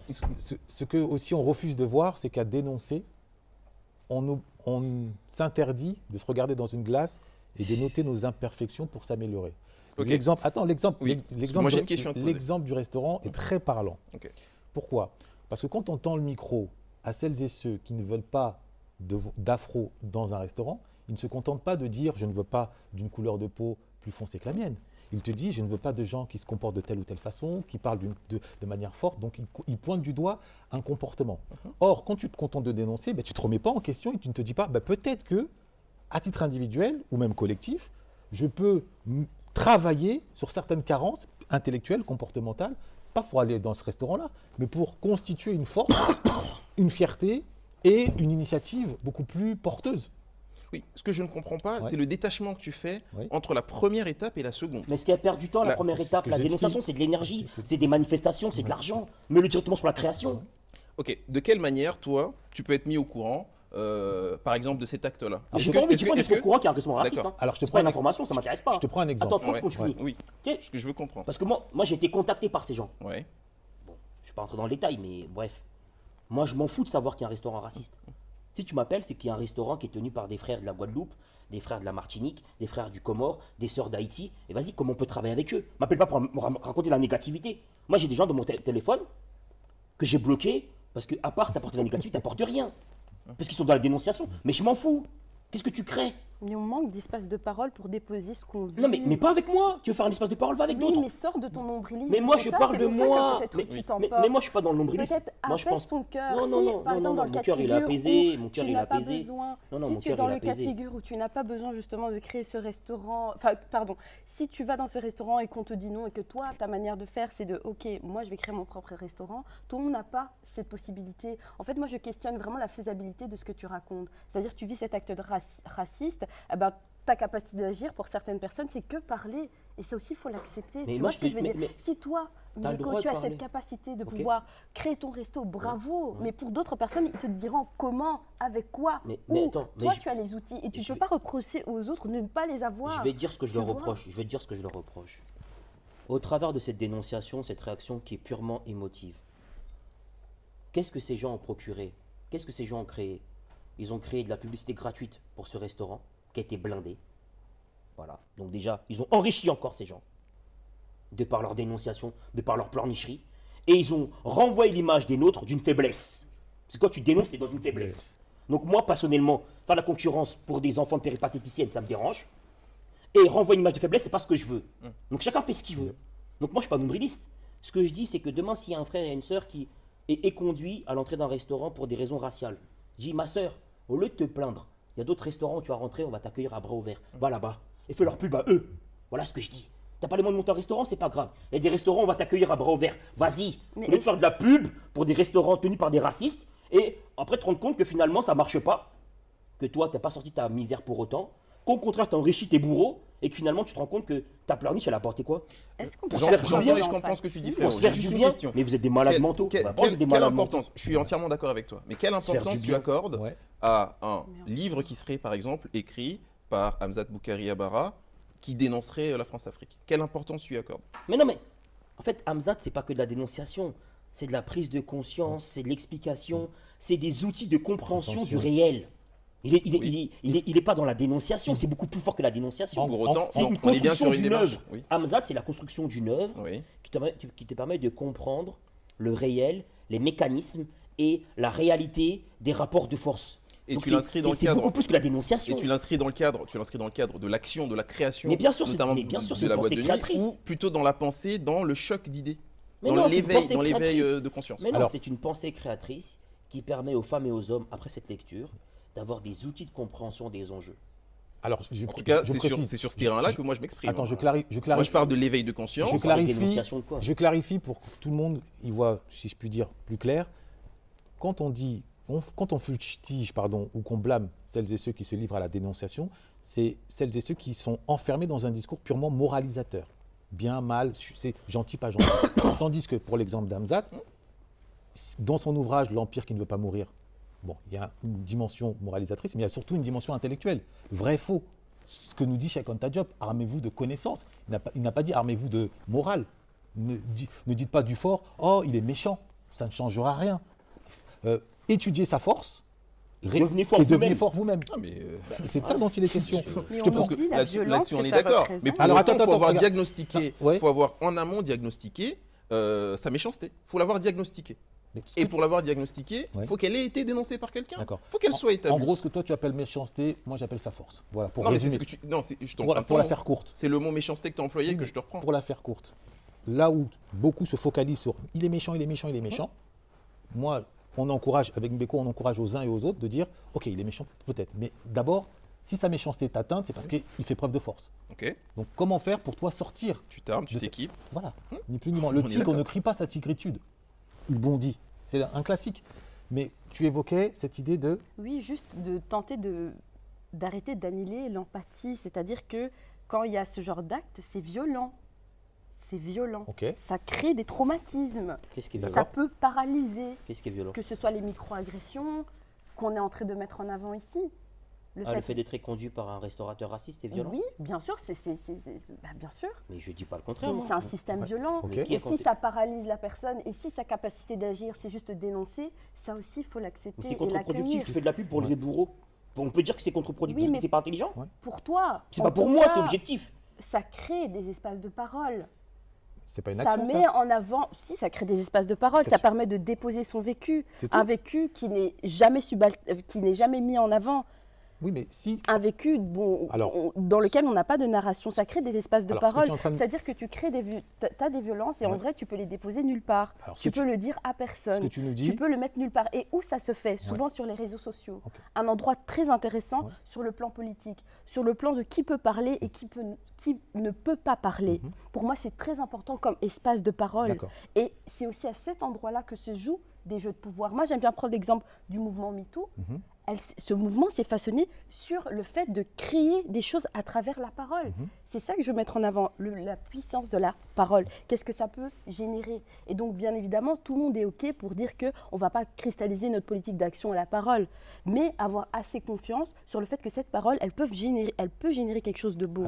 Elle peut créer des mouvements, elle peut créer des politiques d'action plus concrètes, Alors, institutionnelles. Le mouvement MeToo, ça a permis des lois, Ok. ça a permis plein d'éléments de discussion Alors, là où autour tu as- du consentement. Et là où je te rejoins, c'est sur le pouvoir de la parole. Là, nous sommes tous d'accord. Ceci étant, rappelons quand même que si le mouvement MeToo a pu voir le jour et a pu avoir les conséquences positives pour l'évolution, pour le progressisme, pour la justice, c'est parce que celles et ceux qui le portent sont socialement, économiquement, culturellement fortes. Ce sont les Judith Butler, ce sont des journalistes en tout genre, ce sont des thésards. C'est quand tu deviens fort socialement, Que ta parole politiquement, que ta parole compte et qu'ensuite tu peux rentrer sur le terrain économique. Quand Martin Luther King dénonce l'injustice que subissent les Afro-Américains, c'est d'abord parce qu'il est docteur. Si tu étais je vais le dire crûment, un ouvrier ou un éboueur, écarte-toi de là, sale nègre. C'est Je suis brutal. pas sûre, parce que dans le mouvement MeToo, c'était un peu toutes les femmes, Non. justement, qui allaient sur Twitter et qui dénonçaient Non, justement ce qui leur je parle des arrivait. personnes qui déclenchent le mouvement, celles qui le d'accord. rendent légitime Ok. et qui permet que ce mouvement atterrisse à la table des décideurs. C'est-à-dire que l'entrisme, le fait de devoir d'abord devenir fort, on n'a pas annihilé ou réduit à néant l'intérêt de la morale. C'est pas ce que nous sommes en train de dire. Nous sommes en train de dire qu'il faut prioriser. Le temps, comme il dit, n'est pas extensible à l'infini. Et dans l'état actuel des choses, notre communauté a tendance, encouragée par SOS Racisme, à s'enfermer, à prioriser la morale, donc la faiblesse, plutôt que d'encourager la force. Est-ce que tu connais le taux d'échec scolaire de notre communauté en matière de réussite académique, ne serait-ce que pour ce qui est du baccalauréat général? Il est vertigineux. Il est vertigineux, pas qu'en France, il est vertigineux.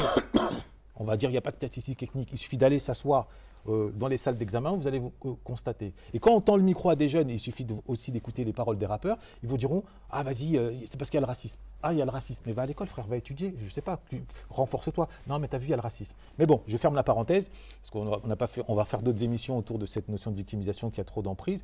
Si vous deviez, parce qu'il ne s'agit pas de déifier ou de sacraliser Cheikh Anta Diop, en dépit de tout le respect qu'on lui doit, observer, compte tenu de notre époque actuelle, une critique constructive autour de son œuvre ou de sa vie personnelle. Quelle serait-elle? Pour commencer, je vais déjà dire ce que moi je loue chez le personnage. Donc son audace, son courage, Ça, on l'a dit. Mais... on l'a dit, mais je préfère le dire quand même parce que qui suis-je pour critiquer Cheikh Anta Diop, encore une fois. En revanche, Ouais. sur la critique que je peux me permettre de faire, c'est sur le fait qu'il présente, et là-dessus je pense que ça pourrait encourager certains, alors je suis le premier à parler de promotion des figures nous ressemblant, le fait de présenter un peuple qui a été par le passé fort, puissant, etc. absolument, j'ai du mal à me justifier, à m'expliquer comment on peut avoir été aussi fort dans le passé et être aussi faible dans le présent. Donc, c'est une critique sous forme de questionnement finalement. Comment on peut avoir été aussi fort dans le passé et dans le présent? Donc en gros, la critique, c'est son faiblesse. manque de clarification autour des raisons d'une décadence actuelle et contemporaine. Très bien, je te remercie. Par peur de m'attirer aussi les foudres de mes chers frères, ici, moi je questionnerais un peu peut-être ses relations amoureuses, à savoir qu'il était avec une femme blanche. Et je trouve que c'est même pas une critique, c'est juste une remarque par rapport à ça, par rapport à toutes ces contributions sur la civilisation noire. Encore une fois, et c'est pas que lui, c'est pour ça que je ne le prends pas forcément de manière singulière. Il y a aussi d'autres intellectuels noirs qui se sont inscrits dans les mêmes trajectoires. Tu penses que c'est contradictoire? Non, mais en fait, j'ai l'impression que dans les intellectuels noirs, il y a vraiment ce côté systématique de revendiquer des trucs par rapport à la communauté, de vouloir éveiller une conscience hautement politique. Et puis lorsque l'on s'intéresse à leur vie personnelle, et ça c'est souvent chez les hommes, en tout cas que moi je l'ai remarqué, ça ne se matérialise pas forcément. C'est juste à cet endroit que je questionne. Mais après, de l'autre côté, je trouve que dans cette émission, on n'a peut-être pas assez insisté sur sa contribution au niveau de la décolonisation des savoirs. Une pensée qui a notamment été beaucoup mise en avant à travers le concept de la décolonialité dans toute la littérature latino-américaine, sur le fait justement de pouvoir mettre en évidence à quel point la communauté noire et la pensée noire en fait peut s'objectiver elle-même. Et surtout, elle a surtout mis en avant la notion d'objectivité, le fait que l'Occident est vraiment toujours cette espèce d'individu qui pense qu'il a toujours les cartes de l'objectivité entre les mains. Et pour moi, ça a été très important justement de pouvoir réinjecter l'idée que justement on a cette agencéité, c'est-à-dire cette capacité d'agir sur notre propre existence. Et je préfère clôturer sur ça lorsque je parle de Cheikh Anta Diop. C'était pas la clôture, là c'était justement la dernière partie expéditive, parce que c'est important. Pourquoi parenthèse avant de céder la parole à Mbeko, pourquoi il nous semble important quand on présente aux nôtres des œuvres issues de notre panthéon intellectuel, à un moment donné mettre le doigt sur un aspect, sur une critique objective et constructive. C'est pour forcer les nôtres à comprendre qu'on est des nains sur des épaules de géants. C'est-à-dire que, ok, on loue les anciens, mais qu'on peut se donner pour mission de dépasser, d'aller de l'avant, de continuer à poursuivre leur œuvre.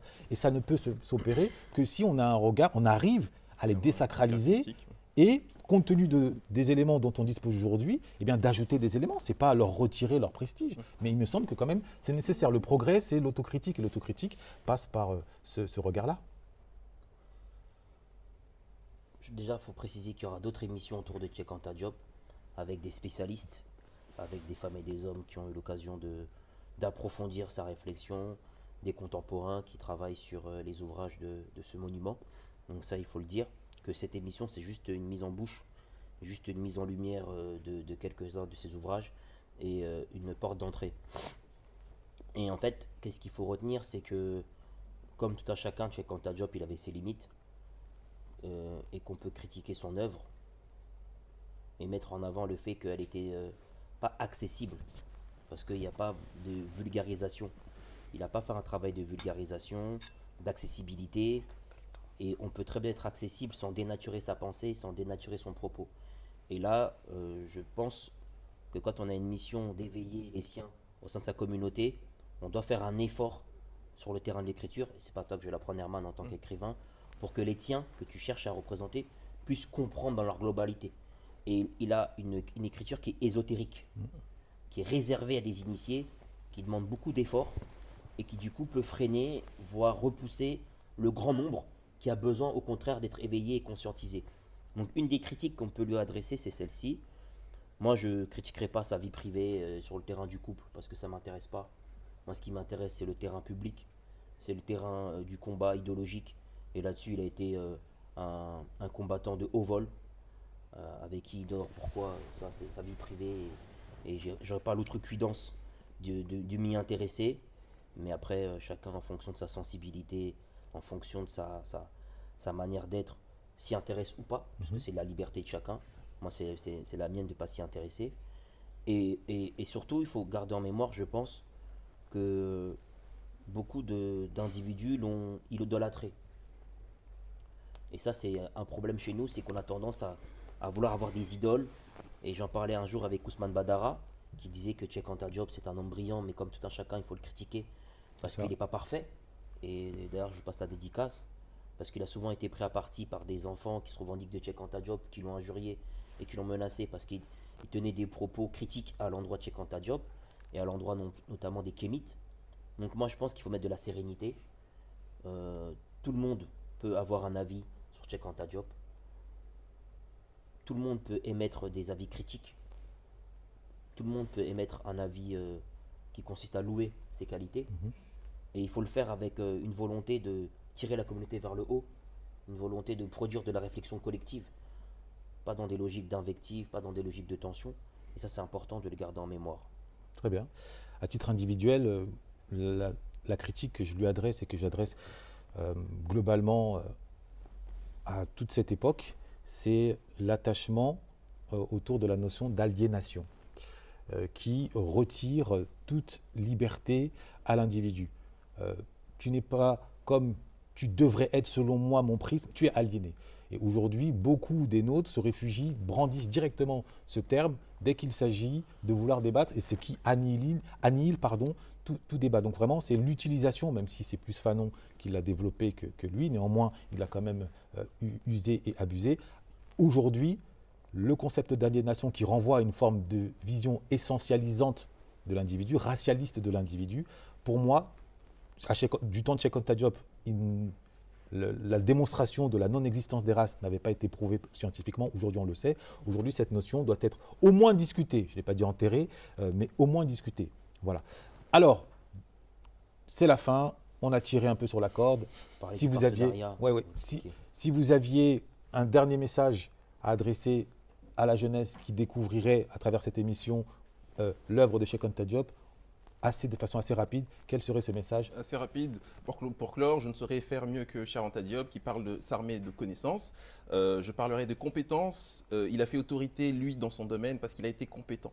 Et la compétence, c'est l'un des éléments qui peut s'acquérir à travers la lecture, à travers de la curiosité tout simplement. Donc nourrissons notre curiosité de lecture, de vidéos, mais surtout de beaucoup de connaissances pour être équipés et compétents dans nos domaines. Très bien, je te remercie. Moi, je dirais que l'aventure vers la découverte de Cheikh Anta Diop peut être difficile, mais elle est prometteuse. Elle permet surtout de comprendre que l'Afrique, c'est véritablement un continent qui rayonne et qui a rayonné par l'économie, mais aussi par un rayonnement intellectuel. Et Cheikh Anta Diop a vraiment contribué à cela. Très bien, je te remercie. Moi, ce que je dirais, c'est toujours pareil, hein. Pour le paraphraser, armez-vous de science jusqu'aux dents. Ne soyez pas timorés. Investissez-vous pleinement. Soyez proactifs. Soyez créatifs. Créez des espaces de valeur, des espaces de réflexion. Remettez en question tout ce qu'on vous dit. Gardez un esprit critique en toutes circonstances. N'ayez pas d'idole. N'ayez pas de personnes que vous mettez sur un pédestal. Critiquez tout le monde. Remettez-vous en question vous. Et remettez en question les gens autour de vous. Les paradigmes. Et cette curiosité, cette soif insatiable d'avoir toujours envie de comprendre le monde et sa complexité. Et après, procurez-vous les ouvrages, mais Herman va vous expliquer comment. Très bien, merci. À titre individuel, je rajouterai un petit élément. Il n'existe pas de bouclier plus efficace contre les attaques à caractère raciste, contre les insultes, que l'œuvre de Cheikh Anta Diop. À l'idée selon laquelle le noir serait maudit, qu'on serait des calouches, que l'on serait bon uniquement à être esclave, que notre vocation est de servir les autres, Cheikh Anta Diop, son œuvre, à elle seule, ce n'est pas la seule, mais à elle seule, te permet, quand tu le découvres, quand tu prends le temps de t'y plonger, de t'armer de ressources psychologiques et mentales de manière à ne plus réagir émotionnellement face à ce type d'attaque, mais au contraire à prendre de la hauteur. L'aigle ne se préoccupe pas des fourmis et cette œuvre-là te permet de te greffer des ailes d'aigle. Voilà ce que j'avais à dire sur la nécessité de lire Cheikh Anta Diop. Et plus largement, la librairie africaine, comme vous le constatez, c'est une vocation d'inciter les nôtres à débattre de façon constructive, contradictoire, hein, de la discussion jaillit la lumière, et non pas à échanger des opinions. Débattre, c'est se référer à des idées, à des réflexions, et on a un vivier d'intellectuels à travers les œuvres non négligeables. On a la chance d'avoir pour partenaire Présence africaine, qui nous offre même un code promo. Avec le code promo Librairie africaine, que ce soit sur internet ou en physique, vous pouvez récupérer auprès d'eux des ouvrages et Dieu sait qu'ils en ont. C'est aussi ça la librairie africaine, c'est tout un écosystème pour permettre aux nôtres, quelle que soit leur activité, nous ne sommes pas là en tant qu'universitaires enfermés dans notre tour d'ivoire, quelles que soient les activités, restaurateurs, chauffeurs Uber, footballeurs, intellectuels, médecins, avocats, que sais-je, eh bien, de s'armer de connaissances pour fonder une fierté, mais également pour répondre au quotidien aux enjeux, aux micro-attaques et épouser une ambition très loin de la médiocrité et de la victimisation en ne jurant que par l'excellence. La librairie africaine, c'est votre moment, c'est notre moment. Lisons ou mourons. À très bientôt.